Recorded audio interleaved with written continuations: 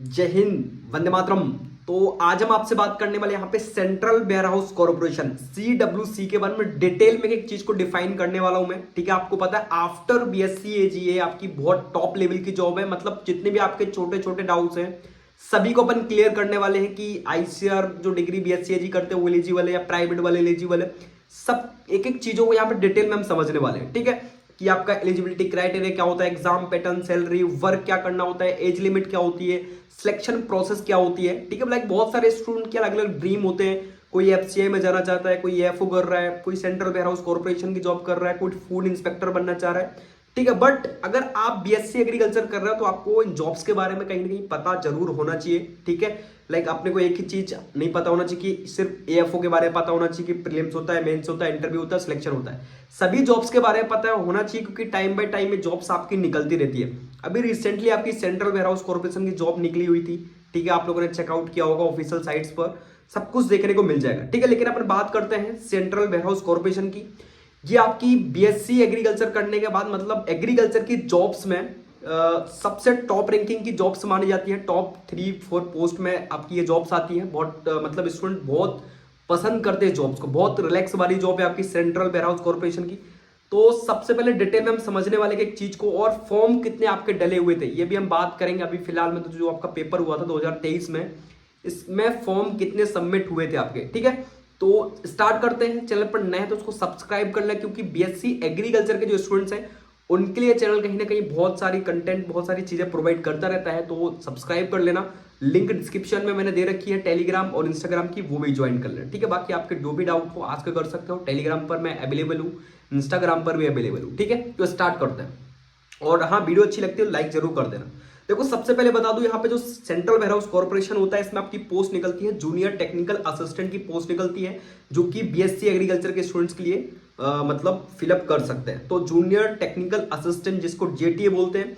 अच्छा, इसका वर्क क्या होता है? इसका वर्क होता है वेयर हाउस का निरीक्षण करना, फूड जो सप्लाई होती है, जैसे आपने देखे होंगे बहुत सारे आपके वेयर हाउस बने होते हैं, स्टेट लेवल पर भी बने होते हैं, सेंट्रल लेवल पर भी बने होते हैं, और आपके डिस्ट्रिक्ट लेवल पर भी वेयर हाउस होते हैं। ठीक है, तो उनमें आपने देखा होगा कि क्वालिटी को चेक करने वाला होता है। कहीं माल आता है तो उसको उसका टेस्ट करता है कि भाई कितनी नमी है, कितना नमी परसेंटेज है, इसको कहाँ स्टोर करना चाहिए। वो सारी चीजों का निरीक्षण आपका करता है जूनियर टेक्निकल असिस्टेंट। नमूना कक्ष की व्यवस्था करना, मतलब जो भी सैंपल आता है उसको व्यवस्थित करना, वो सारी चीजें मतलब वेयर हाउस को पूरे तरीके से मेंटेन करने का काम आपका जूनियर टेक्निकल असिस्टेंट का होता है। बहुत ही रेपुटेटेड जॉब होती है भाई मेरे।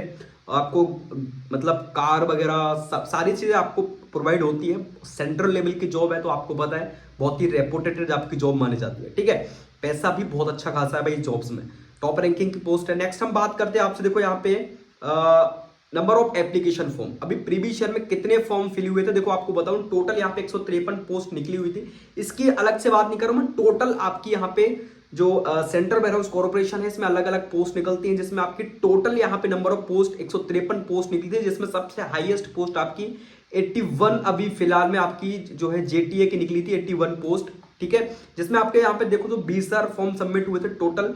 जो एप्लीकेशन फॉर्म सबमिट हुए थे आपकी 153 पोस्ट के लिए। ठीक है, नेक्स्ट हम बात करते हैं यहाँ पे आपके एलिजिबिलिटी क्राइटेरिया क्या होता है।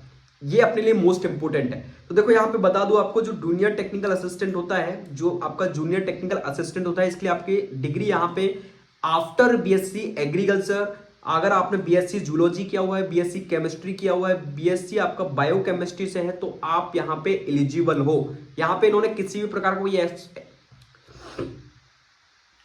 यहां पे आपसे किसी भी प्रकार का कोई एक्सपीरियंस नहीं मांगा जाता है। ठीक है, अगर आपके पास BSc एग्रीकल्चर की डिग्री है तो आप यहां पे अप्लाई कर सकते हो। सबसे इंपॉर्टेंट, आफ्टर हॉर्टिकल्चर आप यहां पे एलिजिबल नहीं हो, आफ्टर BFSC आप यहां पे एलिजिबल नहीं हो, आफ्टर फॉरेस्ट्री भी आप यहां पे एलिजिबल नहीं हो। अगर आपके पास आफ्टर एग्रीकल्चर जूलॉजी केमिस्ट्री और बायोकेमिस्ट्री में डिग्री है तो आप यहां पे एलिजिबल हो। सबसे इंपॉर्टेंट बात, ICR नॉन ICR दोनों स्टूडेंट्स एलिजिबल होते हैं। अगर आप किसी भी प्राइवेट यूनिवर्सिटी से अगर आपने BSc किया हुआ है तो आप सेंट्रल वेयर हाउस कॉर्पोरेशन की जॉब्स के लिए एलिजिबल हो। ठीक है, आप सिंपली देख सकते हो, एक्सपीरियंस नहीं मांगता यहाँ पे। ये बात आप लोग याद रखना। तो ये आपकी सिंपल बिल्कुल एलिजिबिलिटी क्राइटेरिया है। अब बढ़िया तरीके से कहीं से भी BSc AG करके प्रिपरेशन करके इसको क्रैक कर सकते हो। ठीक है, नेक्स्ट हम बात करेंगे आपसे यहाँ पे एग्जाम पैटर्न की, जो कि मोस्ट इंपोर्टेंट होता है कि भाई एग्जाम पैटर्न क्या रहेगा।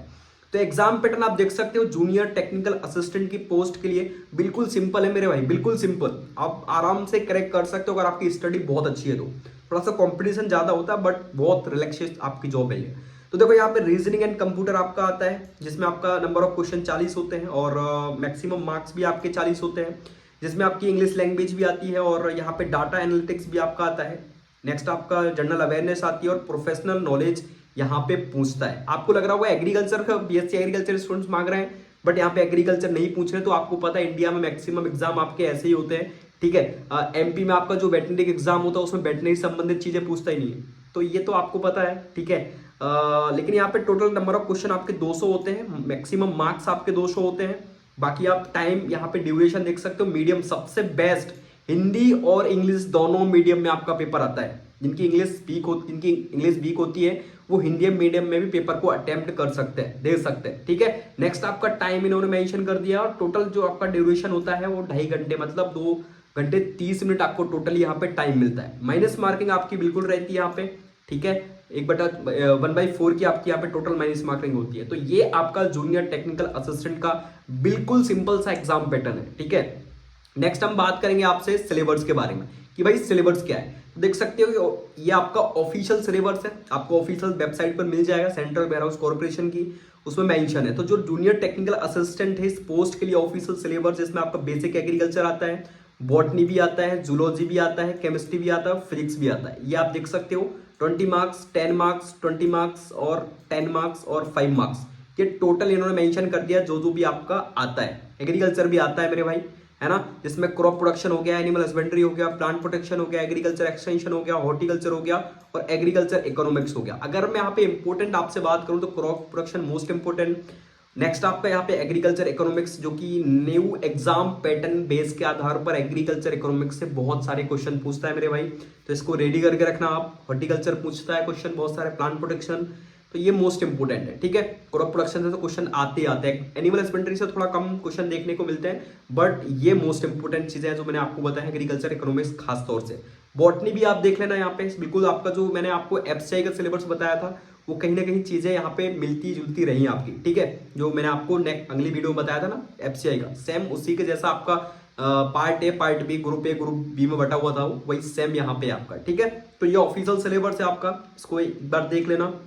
नेक्स्ट लिंक डिस्क्रिप्शन में है, टेलीग्राम को जरूर ज्वाइन कर लेना। जितनी भी आपकी एग्रीकल्चर की जॉब्स की अपडेट आती है भाई सभी में डालता रहता हूं, तो लिंक डिस्क्रिप्शन में है, जरूर से जरूर उसको ज्वाइन कर लेना। और मेरा ये पेज है इंस्टाग्राम का, यहाँ पे भी आप फॉलो कर सकते हो, दोनों की लिंक डिस्क्रिप्शन में पिन कर रखिए, ठीक है भाई। नेक्स्ट हम बात करते हैं सैलरी की। टोटल सैलरी आपकी कितनी रहने वाली है अगर आप जॉब्स ये करते हो सेंट्रल वेयरहाउस कॉर्पोरेशन का। तो देखो सैलरी आपकी टोटल यहाँ पे मेंशन है आपकी 29,000 से 93,000 तक टोटल आपकी सैलरी यहाँ पे रहने वाली है पर मंथ, ठीक है। और वो सारी बेनिफिट्स आपको सेंट्रल लेवल पर मिलते हैं अगर आप सेंट्रल की जॉब्स करते हो तो, ठीक है। बाकी ये सैलरी मैंने आपको बता दिया है कितनी कितनी रहने वाली है सेंट्रल वेयरहाउस कॉर्पोरेशन के लिए। टोटल आपकी पोस्ट निकली हुई थी अभी 2023 में लेटेस्ट, इसको भी आप देख लो। ओबीसी का 18 और जनरल का टोटल 33, मतलब वैकेंसीज आपकी निकलती है 33 पोस्ट, बहुत होती है मेरे भाई, है ना। नेक्स्ट अगर हम बात करें यहाँ पे सिलेक्शन प्रोसेस क्या रहने वाली, तो सिंपल सिलेक्शन प्रोसेस है। ऑनलाइन टेस्ट आपको देना है और डॉक्यूमेंट वेरिफिकेशन, किसी भी प्रकार का मेरे भाई कोई इंटरव्यू नहीं देना है, जो कि बहुत बेस्ट है, ठीक है। बहुत सारे स्टूडेंट्स इसी में बाहर हो जाते हैं इंटरव्यू में, फिर आपका फेज 1 होता है, फेज 2 होता है, फिर इंटरव्यू होता है, तो बहुत ज्यादा कंपटीशन हो जाता है। बट बिल्कुल सिंपल जॉब है आपकी जूनियर टेक्निकल असिस्टेंट की, आपको सिंपल ही ऑनलाइन टेस्ट देना है और डॉक्यूमेंट वेरिफिकेशन करना है, आपका एग्जाम क्लियर हो जाएगा, ठीक है। बट आपको वो मार्क्स यहाँ पे अचीव करने पड़ेंगे, है ना। नेक्स्ट आप देख सकते हो सिंपल प्रोसेस है इसकी, सिलेक्शन प्रोसेस। नेक्स्ट अगर हम बात करें एप्लीकेशन फीस की क्या रहने वाली है, तो सिंपल आपकी एप्लीकेशन फीस है जो आपकी जनरल ईडब्ल्यूएस और ओबीसी के मेल हैं उनके लिए यहाँ पे आपकी एप्लीकेशन फीस 850 रुपए प्लस आपका चार्जेस भी इंक्लूड होगा, तो टोटल यहाँ पे 1250 रुपए आपको फॉर्म सबमिट करने का देना पड़ेगा। लेकिन जो SC ST और PWD के कैंडिडेट्स हैं और वुमेन हैं उनके लिए यहाँ पे एप्लीकेशन फीस नहीं लगने वाली है, बट उनके यहाँ पे टोटल 400 रुपए आपको देने पड़ेंगे, ठीक है, एप्लीकेशन फॉर्म सबमिट करने के लिए। जॉब्स आपकी निकलती हैं थोड़ा टाइम बाय टाइम, जॉब्स निकलती हैं 1 साल 2 साल के अंतराल पर आपकी जॉब्स निकलती रहती है सेंट्रल वेयरहाउस कॉर्पोरेशन की। अभी 2023 में ही निकला था, बट अब थोड़ा सा टाइम लगने वाला है। तो जो भी स्टूडेंट्स अभी फिलहाल में BSc AG में एडमिशन लिया है या सेकेंड ईयर में, इसकी प्रिपरेशन कर सकते हो भाई, आपके पास बहुत टाइम है। बहुत बेस्ट है, यहाँ पे जॉब मानी जाती है सेंट्रल वेयर हाउस कॉर्पोरेशन की। तो टाइम आपके पास प्रॉपर रहेगा भाई। नेक्स्ट हम बात करते हैं, देखो एग्रीकल्चर स्टूडेंट्स के लिए ऑब्वियसली से बिल्कुल बेस्ट जॉब है, लेकिन मेरे हिसाब से क्या स्ट्रेटजी आपको रखनी चाहिए वो आपके साथ शेयर करता हूं। एग्जाम मैंने क्लियर नहीं किया हुआ है, बट मुझे ऐसा लगता है कि जहां तक ये चीज आप फॉलो करोगे तो बेस्ट रहेगा, ठीक है। बाकी आप अपना सजेशन मेरे को जरूर बताना कमेंट करके। देखो सबसे पहले तो आप किसी भी जॉब्स की प्रिपरेशन करो उसके लिए मोस्ट इंपोर्टेंट क्या होता है, एग्जाम पैटर्न। सबसे पहले एग्जाम पैटर्न देखो।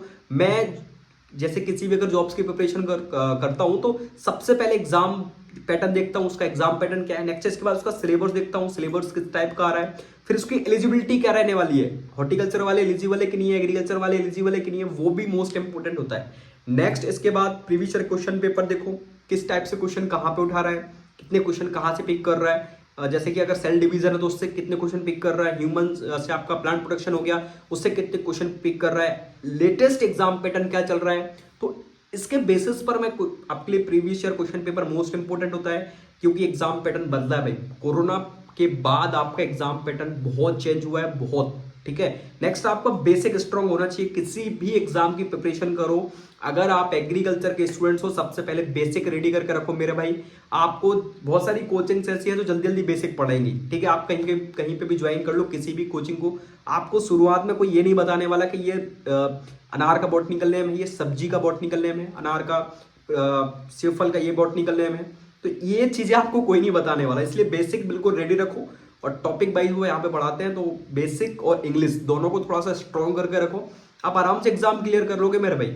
बहुत ज्यादा परेशान होने की जरूरत नहीं है, बेसिक क्लियर होना चाहिए बस। जैसे कि आपका एग्रीकल्चर का पूरा बेसिक क्लियर रखो, न्यू डाटा वाले क्वेश्चंस क्लियर रखो, ये मोस्ट इंपोर्टेंट होता है, ठीक है। और वेटेज वाले टॉपिक कौन कौन से हैं इनमें, ये भी मोस्ट इंपोर्टेंट है। ये बहुत सारे आपके वेटेज वाले टॉपिक हैं तो उनको भी कवर करके रखो। मैंने बताया था ऑलरेडी एफसीआई में कौन कौन से टॉपिक वेटेज वाले हैं, तो इनमें भी कहीं ना कहीं क्वेश्चन आते हैं। देखो मेरे भाई, ऐसा नहीं होता है कि वो एग्जाम पैटर्न निकल गया आपका कॉलेज जो 12th में था कि 2 नंबर का इससे आएगा, 2 नंबर का इससे आएगा, 1 नंबर का इससे आएगा। ये कॉम्पिटेटिव एग्जाम है मेरे भाई, कहीं से भी क्वेश्चन पूछ लेता है वो। कुछ क्वेश्चन तो यहां तक कि आउट ऑफ भी चले जाते हैं कभी कभी, ठीक है। बट वेटेज वाले टॉपिक है जो कि मैक्सिमम एग्जाम में होते हैं। जैसे आप देखोगे एग्रीकल्चर के अधिकतर एग्जाम में क्या पूछता है, प्लांट ब्रीडिंग एंड जेनेटिक्स से क्वेश्चन बहुत आते हैं, मैक्सिमम क्वेश्चन पूछता है वो। तो आप इस टाइप के टॉपिक्स को रेडी करके रखो ऑलरेडी। जैसे सेल डिवीजन अधिकतर एग्जाम में पूछता है, कोशिका विभाजन से कहीं ना कहीं से क्वेश्चन पूछ ही लेगा वो आपसे। सो सेल डिवीजन आपको पता होना चाहिए। जेनेटिक्स में आपको कुछ चीजें पता होना चाहिए, जीन से क्वेश्चन उठा लेता है या आपका ब्रीडिंग से क्वेश्चन उठा लेगा। क्वेश्चन पूछता ही पूछता है मेरे भाई, है ना। थोड़ा बहुत आप देख लो यहाँ पे, जैसे कि जूलॉजी में चले जाओ, इंसेक्ट में चले जाओ, तो इंसेक्ट में क्वेश्चन पूछ लेता है। रोडेंटस मोस्ट इंपोर्टेंट रहता है, जैसे एफसीआई में मैंने आपको बताया था। तो ऐसी चीजों के बारे में वो कभी ना कहीं पूछ लेता है आपसे, तो इन चीजों को आपको क्लियर करके रखना है। बाकी जो भी डाउट आता है तो मैं अपने एक्सपीरियंस के अकॉर्डिंग आपको बता दूंगा भाई, क्योंकि एग्जाम्स मैंने क्लियर नहीं किए हुए हैं, बट फिर भी कहीं ना कहीं थोड़ा बहुत नॉलेज तो है। तो उस नॉलेज के बेसिस पर आपको जरूर बता दूंगा कि किस टाइप से आप किस चीज को रख सकते हो, ठीक है। बाकी मिलते हैं नेक्स्ट अपडेट के साथ। डाउट हो तो आस्क कर लेना, और वीडियोस को प्लीज सभी से रिक्वेस्ट है पूरा जरूर देखा करो, आपको सब कुछ यहाँ पे डिटेल में देखने को मिलेगा। बाकी मिलते हैं फिर नेक्स्ट अपडेट के साथ, नेक्स्ट जॉब के साथ, क्योंकि ये जॉब्स की आपकी सीरीज चल रही है। तो मैं आपको सारी जॉब्स के बारे में डिटेल में बताते हुए चलूंगा। नेक्स्ट आपकी हो सकता है जॉब्स यहाँ पे फूड इंस्पेक्टर का आपको एक सेशन देखने को मिले, तो हम डिटेल में बात करने वाले हैं, ठीक है। सब्सक्राइब कर लेना, मिलते हैं नेक्स्ट अपडेट के साथ। जय हिंद, जय भारत, वंदे मातरम।